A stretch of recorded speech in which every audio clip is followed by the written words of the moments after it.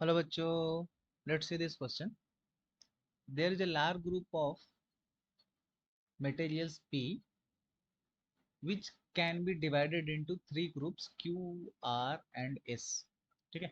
एक मटेरियल का ग्रुप है P जिसको हम लोग तीन भागों में डिवाइड कर सकते हैं Q, R and S on the basis of their properties. The substances belong to Q can be solid, liquid and gas. जो सबस्टेंस Q से बिलोंग करता है वो सॉलिड, लिक्विड और गैस तीनों फॉर्म में एग्जिस्ट करता है.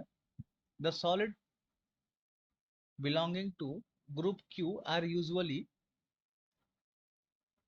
good insulator. ठीक है. और electrically insulator. Most of the substances of group R are solid which are good conductor of electricity. तो R कैटेगरी का जो भी मटेरियल है वो मोस्टली क्या होता है, सॉलिड में, और वो सब क्या होते हैं, गुड कंडक्टर होते हैं. ठीक है.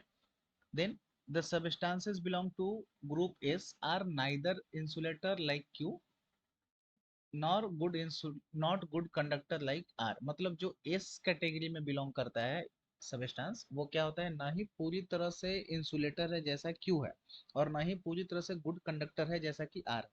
The properties of S are intermediate between Q and R. ठीक है. So these are the few statements जिसके हेल्प से हमें क्या करना है, फॉलोइंग 5 क्वेश्चंस का आंसर देना है.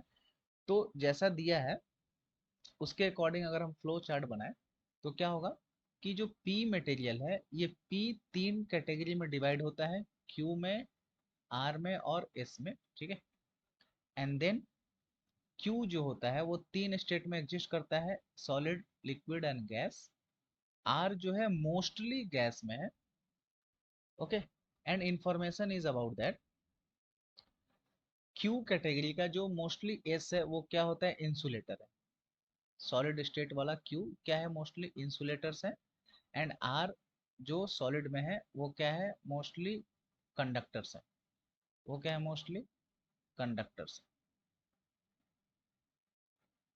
ओके. एंड एस का जो प्रॉपर्टी है वो इंटरमीडिएट है क्यू एंड आर से.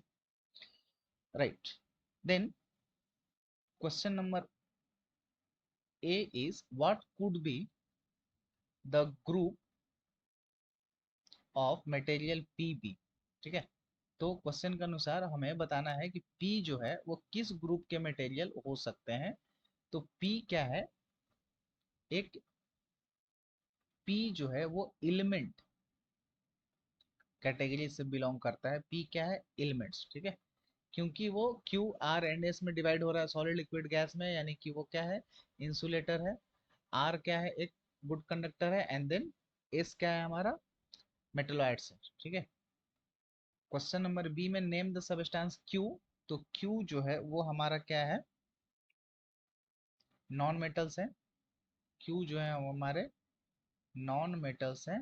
और ऐसा जो एग्जाम्पल बताना है, दो example, like example can be carbon and hydrogen. ठीक है. कार्बन एंड हाइड्रोजन दो हमारे क्या हो सकते हैं, नॉन मेटल्स वाले एग्जाम्पल क्यू हो सकते हैं. Similarly C. ठीक है. तो सी में बताना है name the substance R. R क्या है, तो आर मेटल है.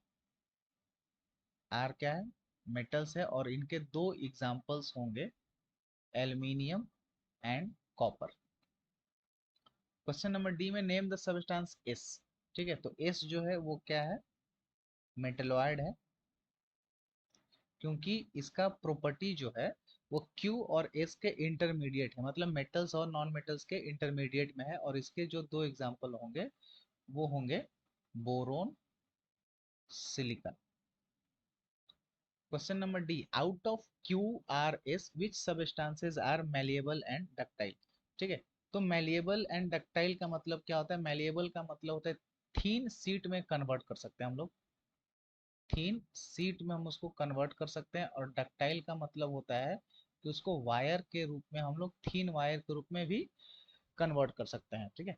और ये प्रॉपर्टी होता है किसका, मेटल का. और मेटल क्या है, R.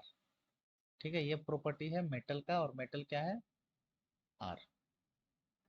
So these are the answers of the 5 questions. So I hope you all understood it. Thank you. All the best.